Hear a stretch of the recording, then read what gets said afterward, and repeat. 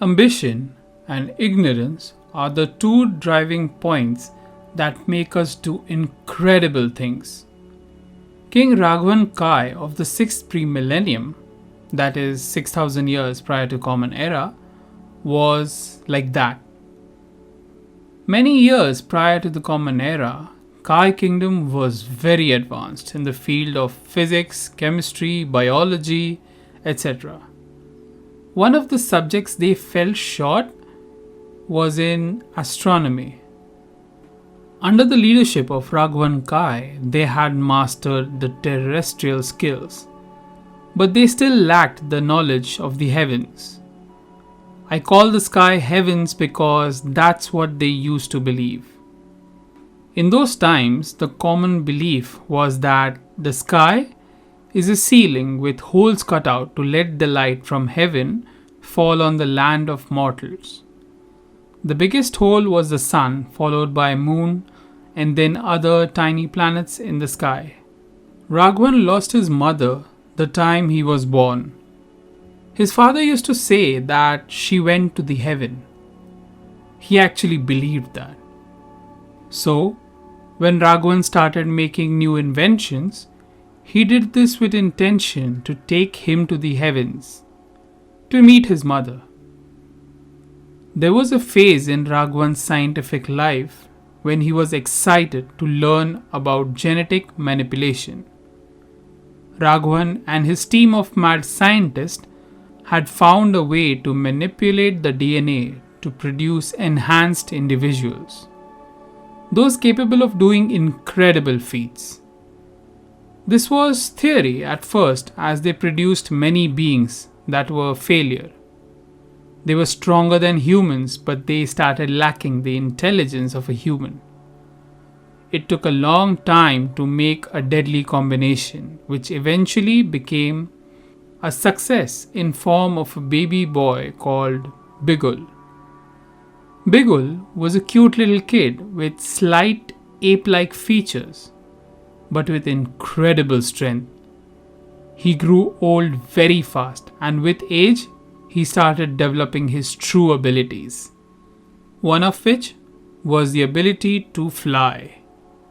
While creating a genetically engineered being, the plan was that they would have the strength to jump really high.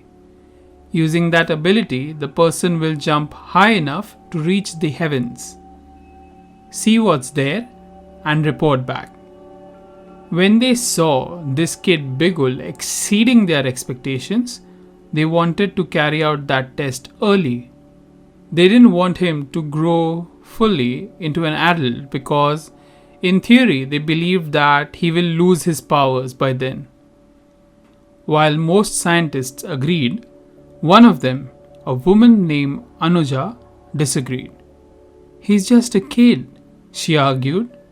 "He does not understand what's right and wrong. What if he flies up and the light injures him? Being a kid, he will stop at nothing." She argued, resisted the decision, but no one else cared. For them, Bigul was just an experiment. Now, a kid cannot be trained like a soldier. They had to find different ways to make him do things. The scientists who took care of Bigul told him that the sun in the sky is a very juicy fruit. They tempted him, saying, "You should taste it. It is the sweetest. You will love it." Hearing that, Bigul immediately was tempted. He agreed to go there and bring some back for them. The day when he was ready, he started jumping, higher and higher every time. It was a sight to see. Many people gathered there. The scientists had cleared an open ground for him. When he went very high, he landed that hard, crushing the ground. He still kept on going higher since he didn't reach the heavens. "Higher, higher! I have not touched the heavens yet," he kept on repeating. After some time, the situation got dangerous.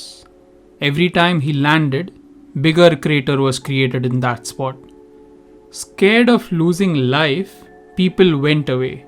only the scientists and Raghvan Kai stayed in their magnetically hovering vehicles. It was fascinating to see him jump. Every scientist had a different theory about the heavens. They were waiting whose theory would come true. Everyone was happy to see this experiment except Anuja. Anuja cried to see Bigul jumping. She feared it would end badly for him. Eventually, it did. As the crater's size kept on increasing, the scientists moved farther and farther away until from the point where they were, Bigul appeared to be a tiny dot that went up and down. This one time, the dot went up, came down, and then it didn't go up. Bigul stayed on the ground. The scientists tried contacting him, but he did not respond. Anuja was the first to run to him. What she saw was very scary. Young Bigul's hands and feet were swollen due to excessive jumping. There was dried blood stains all over his body. Bigul was almost unconscious when he kept on murmuring, I tried, reaching the fruit, but the sky kept on moving far and farther away from me. Then I couldn't breathe. Basically, he had reached the point where air was very thin to sustain him. But since he was just a kid, he couldn't put it in proper words. It was a great lesson, but a failed experiment in the eyes of great Raghvan Kai.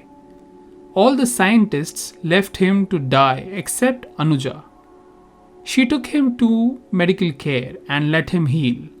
She spent days and nights by the kid's side while he healed. She knew that this was not over. The scientists will come to Bigul again for another test, unless she does something about it. Something like a memory block. Yes, a memory block. Psychology was another subject the brainiacs of Kai had mastered in those times.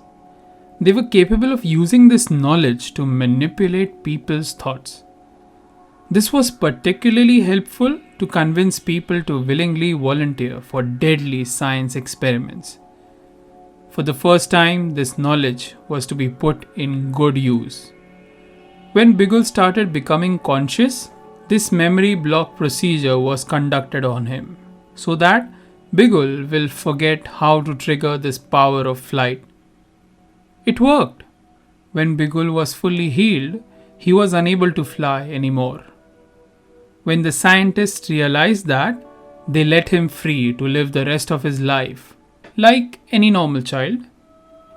Anuja willingly accepted the role of his mother. One, because she was the only person who cared for him, and another being that this child, Bigul, was engineered from her DNA.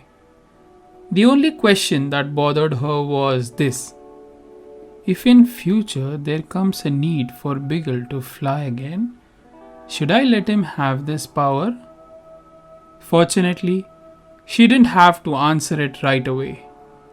We have come to the end of this story, but as a storyteller, I have to tell you that many years down the road, Bigul does learn to fly again. But that's a story for another time. End.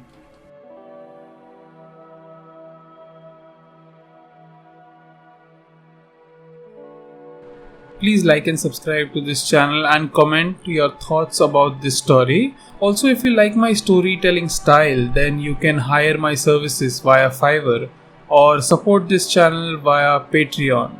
Please stay subscribed because soon I'll come with another story. Till then, thank you.